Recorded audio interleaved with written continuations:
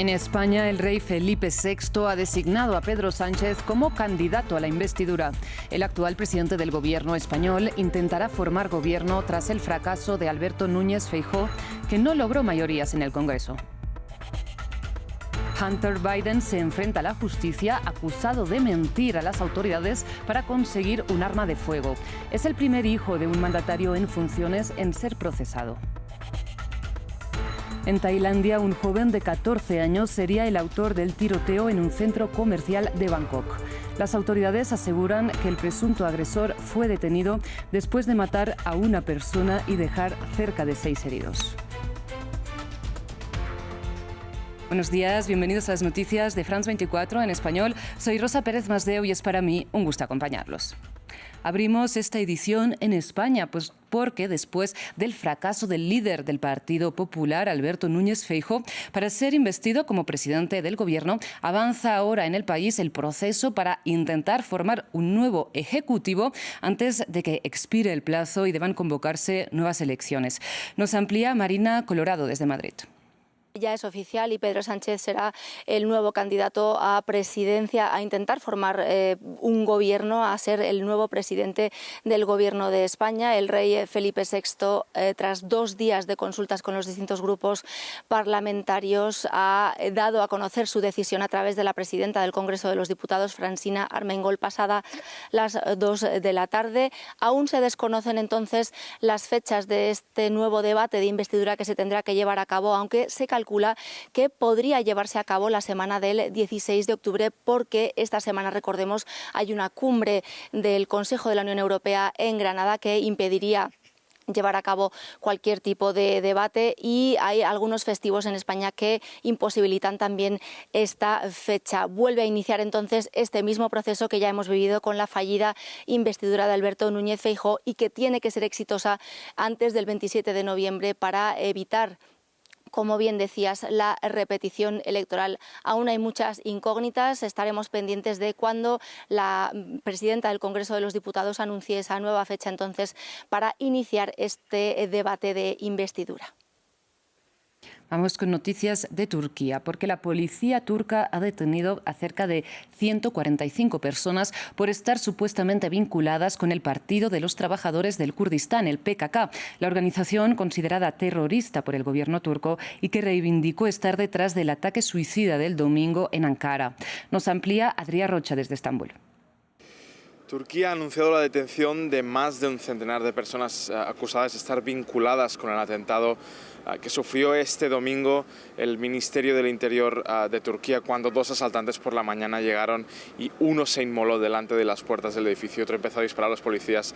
Ningún policía resultó muerto, 2 resultaron heridos y los 2 asaltantes murieron en este acto, el cual fue reivindicado horas después por la guerrilla kurdo-turca del PKK, el Partido de los Trabajadores del Kurdistán, en guerra en contra de Turquía desde la década de los 80. Esta organización es considerada terrorista tanto por Turquía como también por la Unión Europea y los Estados Unidos. La noche del domingo Turquía bombardeó posiciones de esta guerrilla en el noreste y el norte de Irak, que es donde tiene esta organización su base operativa, y también en el noreste de Siria, donde Turquía amenazó con otra operación militar en contra de las milicias de las YPG vinculadas a esta guerrilla y a las que Erdogan considera terroristas. Sin embargo, estas milicias fueron utilizadas en la guerra en contra del Estado Islámico por los Estados Unidos. Las personas detenidas se les acusa de tener algún tipo de vínculo con este atentado, algo que no ha sido probado, y ha sido una operación militar de gran alcance con varias decenas de miles de policías utilizados en todo el país, pero sobre todo en las regiones del sureste turco, que es donde hay mayoría de población kurda. Y Armenia se aleja más de Rusia. Y es que este miércoles el Parlamento armenio ratificó el Estatuto de Roma, lo que implica que acepta la jurisdicción en su territorio de la Corte Penal Internacional, el mismo tribunal que emitió una orden de captura contra el presidente ruso Vladimir Putin. Sin embargo, Ereván señaló que la decisión tiene relación con su conflicto con Azerbaiyán y no lo vinculó a la inacción rusa ante la ofensiva azerí en Nagorno-Karabaj. Y entre tanto, el Comité Internacional de la Cruz Roja adelantó una visita humanitaria a Nagorno-Karabaj para comprobar la situación del enclave tras el éxodo masivo de más de 100.000 armenios étnicos. La Cruz Roja describe la capital del enclave como un lugar desierto. Desde que hemos estado aquí o luego del primer día que llegamos, la ciudad está ahora completamente desierta. Los hospitales, que hay más de uno, no están en funcionamiento. El personal médico y administrativo se fue. Las autoridades de la Junta de Agua se fueron. El director de la morgue y las partes interesadas con las que estábamos trabajando antes también se han ido. Así que tengo que decir que este escenario es bastante irreal. Vamos a Estados Unidos porque este martes se espera que Hunter Biden comparezca ante un tribunal federal en Delaware. El hijo de Joe Biden está acusado de mentir a las autoridades en el proceso de adquirir un arma de fuego. Se trata del primer proceso judicial contra el hijo de un presidente de Estados Unidos en funciones. Hunter Biden comparece este martes ante un tribunal federal en Wilmington, Delaware. El hijo del inquilino de la Casa Blanca enfrenta cargos por posesión de armas de fuego, a pesar de ser consumidor de drogas. Hunter Biden fue acusado en septiembre de mentir en un formulario para hacerse con un revólver en 2018. Su abogado ha asegurado que el hijo del presidente se declarará no culpable. En un principio, Hunter Biden había llegado a un acuerdo con el tribunal si se declaraba culpable. Sin embargo, el trato con la justicia estadounidense no fue ratificado. David Weiss fue nombrado como el fiscal especial encargado del caso. Hoy estoy aquí para anunciar el nombramiento de David Weiss como fiscal especial, de acuerdo con el Departamento del Reglamento de Justicia que rige dichas maneras. Weiss citó a Hunter Biden a una audiencia presencial bajo la justificación de que su comparecencia en el tribunal mostrará que está siendo tratado de manera consistente con los demás acusados. Un proceso contra el hijo de un presidente de Estados Unidos ya es un acontecimiento insólito y se da cuando Biden se enfrenta a grandes retos dentro del país. Solo días después de que el Senado aprobara una medida temporal para evitar el cierre del gobierno. Y comenzó poco después de que Biden anunciara su aspiración de buscar la reelección. No obstante, el presidente ha mostrado su respaldo a su hijo. Estoy orgulloso de mi hijo. El hijo del mandatario es investigado además por delitos fiscales por sus negocios en Ucrania, lo que ha sido una bandera de los republicanos en la campaña. Aseguran que el presidente ha beneficiado a su familia. De hecho, bajo este argumento, la semana pasada abrieron un juicio político en su contra en el Congreso. Y avanza otro juicio con peso político también en Estados Unidos. Hoy es el segundo día del juicio por fraude fiscal contra Donald Trump en Nueva York. El expresidente regresó este martes a la Corte para defenderse de las acusaciones que pesan en su contra por haber inflado durante 2 años el valor de sus activos. El también precandidato republicano sostiene que este, como otros casos, forma parte de una cacería de brujas en su contra. Continuamos en Estados Unidos porque comienza este martes el juicio contra el dueño de FTX. En su momento, una de las grandes firmas de transacciones con criptomonedas. Sam Bankman-Fried, quien en su momento fue el chico de oro de las criptomonedas, ahora buscará convencer a los tribunales de que él mismo fue víctima en lugar de autor intelectual de uno de los mayores escándalos financieros de los últimos años. Más en el siguiente informe.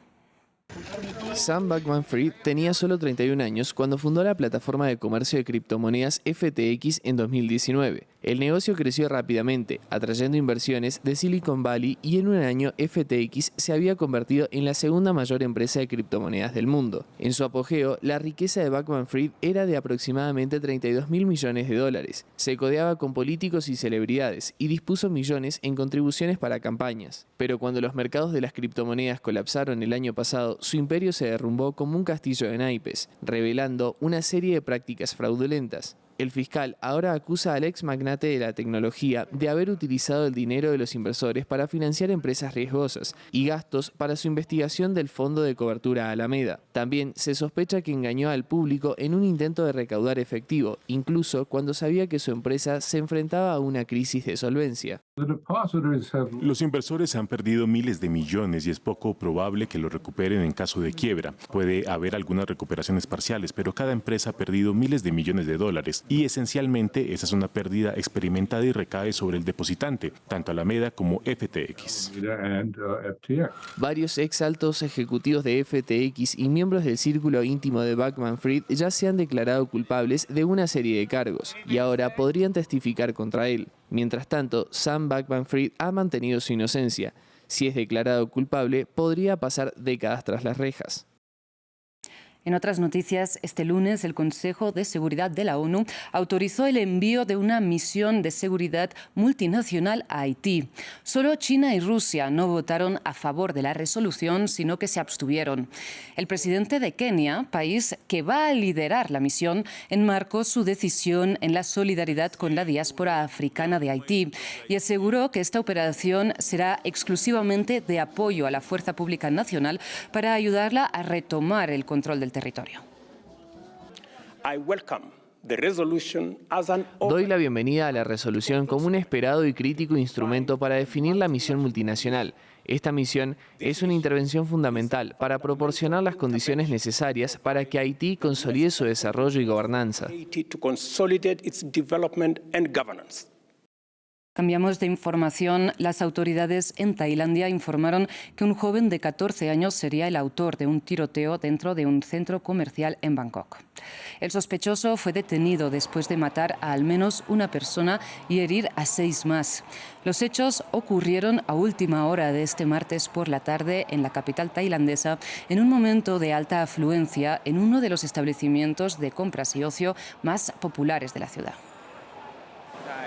Me siento asustado, nunca pensé que iba a suceder. Vivo bastante cerca de este lugar. Ahora siento alivio porque el sospechoso ha sido arrestado. Quiero ver mejores sistemas y controles de seguridad para prevenir este tipo de cosas.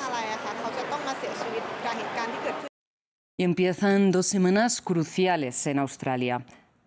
Este miércoles arrancó el voto anticipado para el referendo conocido como The Voice, que pregunta a los ciudadanos sobre proteger en la Constitución los derechos de los pueblos indígenas y que se celebra como tal el 14 de octubre. Según varios análisis, la opción del no va ganando en una campaña llena de desinformación, con bulos como que la victoria del sí implicaría el fin de la propiedad privada. Me apasiona mucho votar por el sí en este referendo, porque la Constitución de 1901 se redactó en una época que no reconocía a los pueblos indígenas en absoluto. Es un documento obsoleto y es hora de reconocer la cultura más longeva del mundo. Simplemente crea una pregunta y divide a la gente más que nunca. Creo que probablemente será no, por el simple hecho de que no se explicó lo suficientemente bien. Cerramos en Francia, donde una nueva exposición abre la ventana a las últimas semanas de vida del célebre pintor Vincent Van Gogh. La exposición es presentada en el Museo d'Orsay de París. Esta posada de Auvers-sur-Oise es donde Vincent Van Gogh pasó sus últimos días, y esta es una de sus representaciones del pueblo francés situado al norte de París. Aunque el pintor pasó solo un poco más de 2 meses allí, el periodo fue uno de sus más productivos, y ahora es objeto de una exposición en el Museo d'Orsay de París. Había una urgencia en esto, en estos 2 últimos meses, por decir lo que tenía que decir, lo que sentía que tenía que decir, lo que tenía que producir a través de su pintura, por supuesto. Y hay un estallido de vida en esas pinturas.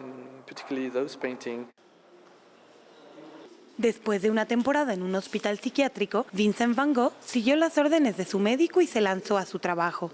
Durante 72 días en Auvers produjo 33 dibujos y en promedio un cuadro al día. Pero no fue solo cantidad. Van Gogh también produjo algunas de sus obras maestras durante este tiempo. Los periodos de locura eran cuando ya no podía pintar, cuando estaba realmente demasiado estresado. Creaba sus increíbles composiciones con el estrés de saber que tal vez dentro de una semana ya no podría pintar. La exposición incluye Raíces de árbol, que se cree fue el último cuadro de Van Gogh. Está fechado el 27 de julio de 1890, el mismo día en que el artista se disparó en el pecho. Realmente luchó hasta el final para pintar cosas excepcionales. Estos cuadros no muestran resignación ni un momento en el que él le faltara la inspiración o quisiera rendirse. Al contrario, intenta renovarse cada día. Vincent Van Gogh acabó con su vida, con tan solo 37 años. Está enterrado en Auvers junto a su hermano Theodore. Muchísimas gracias por su atención. Hasta aquí las noticias.